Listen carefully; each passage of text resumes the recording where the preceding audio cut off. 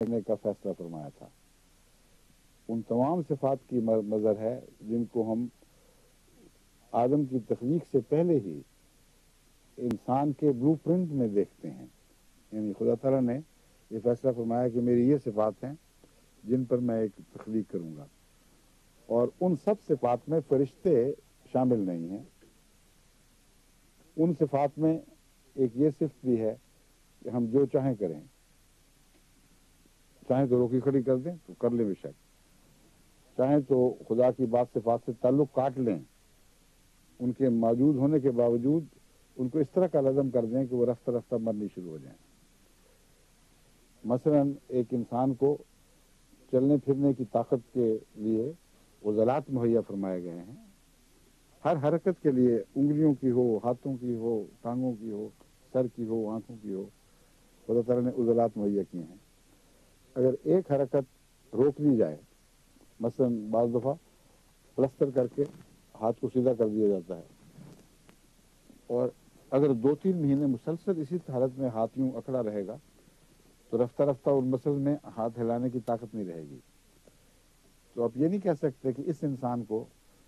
فطرتاً وہ طاقت نصیب نہیں ہوئی تھی۔ یہ کہہ سکتے ہیں کہ اس بد نصیب نے خود یا مجبوری سے اس طاقت کو زائل کر دیا۔ بس انسان کے اندر بھی فطرت اللہ کا عکس سوکھنے لگتا ہے، اور عدم استعمال کے نتیجے میں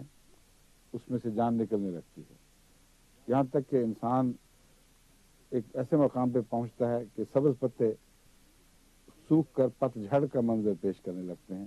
سب اچھی باتیں اس سے اتر کر منتشر ہونے لگتی ہیں۔ یہ ہے اللہ تعالیٰ کی رضا کو سمجھنے کا طریق کہ اپنی فطرت پر غور کرو، اور جو باتیں فطرت میں اللہ تعالیٰ کی صفات کے طور پر پاتے ہو ان سے پیار کرو۔ اگر ان سے پیار کرو گے تو رضا ہی رضا ہے، اور رضا کس کو کہتے ہیں؟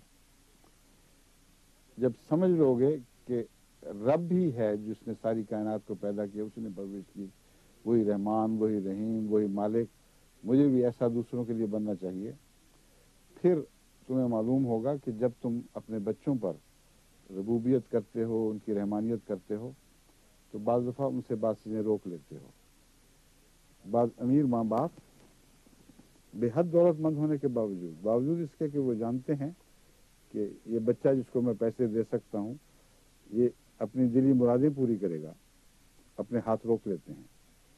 اس لیے کہ وہ صرف غنی ہی نہیں بلکہ وہ حکیم بھی ہیں، حکمت سے بات سوچنے والے ہیں،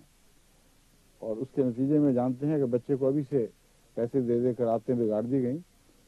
تو یہ زندگی میں جد و جہد کے لائق نہیں رہے گا۔ اس کو مفت کا مال جو ماں باپ سے ملتا ہے وہ استعمال کر کر کے رفتہ رفتہ یہ نہیں پتہ ہوگا کہ کمایا کیسے جاتا ہے اور اس کی قدر کیا ہے۔ بس اس پہلو سے وہ انسانی فطرت کا مطالعہ کرنا چاہیے اور غور سے کرتے رہنا چاہیے کہ ہم کیا کرتے ہیں۔ جو ہم کرتے ہیں ہم ایک دوسرے کے لیے پسند کرتے ہیں،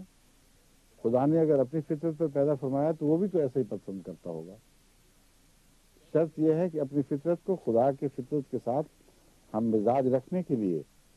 جس کوشش اور حفاظت کی ضرورت ہے وہ آپ کا فرض ہے۔ یہ مراد نہیں کہ اپنی فطرت بدل چکے ہو، مسخ ہو چکی ہو، اور پھر کہیں کہ اسی فطرت پر جو آپ نے مسخ کر دی ہے اللہ آپ سے راضی ہو، یہ نہیں ہوگا۔ خدا کی عطا کردہ فطرت جو بچپن میں ایک معصوم بچے کے طور پر آپ نے اس طرح آپ کو عطا فرمائی کہ ماں کے پیٹ سے وہ فطرت لے کر باہر آئے، اس کی حفاظت کریں، پھر اس پر غور کریں، آپ کو معلوم ہوگا کہ کہاں آپ ہاتھ روکتے ہیں تو وہ نہ کنجوسی ہے نہ غضب ہے، بلکہ اس میں کچھ مفاد وابستہ ہے۔ پھر آپ بچے کو اسکول جانے پر مجبور کرتے ہیں، روتا پیٹتا ماریں کھاتا، کہتے ہیں نہیں میں نے بھیج کے چھوڑنا ہے۔ بعض مائیں زیادہ سختی کر جاتی ہیں، وہ کیوں کرتے ہیں؟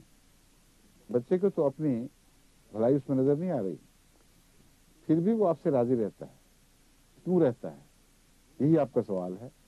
کہ میں خدا سے کیسے راضی ہوں؟ اس شریف بچے کی طرح راضی ہوں جس کو نہیں سمجھ آتی کہ یہ میرے حق میں اچھی چیز ہے لیکن پھر بھی راضی رہتا ہے، اس کی وجہ یہ ہے کہ آپ کا عمومی سلوک جو بچے کے ساتھ پیار کا ہے، اس لیے اس سلوک کی وجہ سے اس کو یقین آپ کی ذات پر ہی ہے۔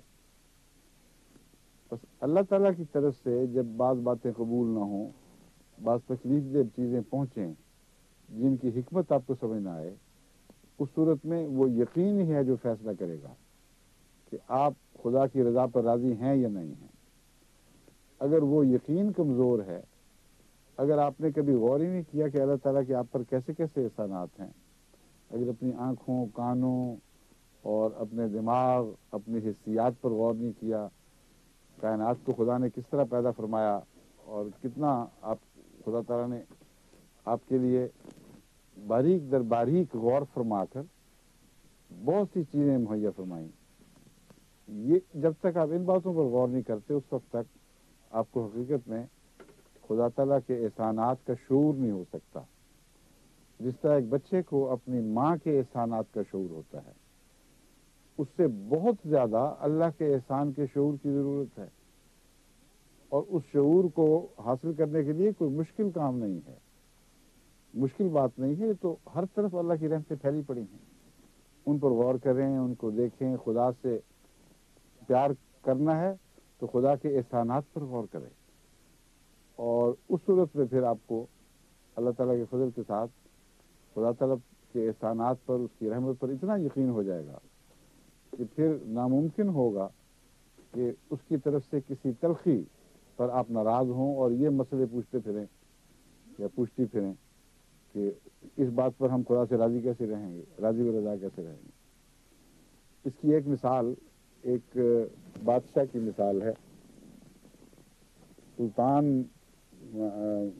محمود جو مشہور مسلمان بادشاہ گزرے ہیں، غزنی سے تعلق رکھتے تھے۔ ان کا ایک بچپن کا ملازم تھا جسے یعنی اس سے بچپن سے انہوں نے پالا تھا، اس کا نام ایاز تھا۔ اس سے ان کو بہت پیار تھا، بہت اس کی قدر کرتے تھے، یہاں تک کہ جب وہ بادشاہ ہوئے تو انہوں نے اسے اپنا معتمد وزیر بنا لیا، جبکہ وہ غلاموں میں سے ایک تھا۔ حالانکہ بڑے بڑے دوسرے صاحب علم، صاحب ذوق، متمول، بااثر، بارسوخ، بلند مرتبہ خاندانوں سے تعلق رکھنے والے دربار میں تھے، ان کی کوئی کمی نہیں تھی۔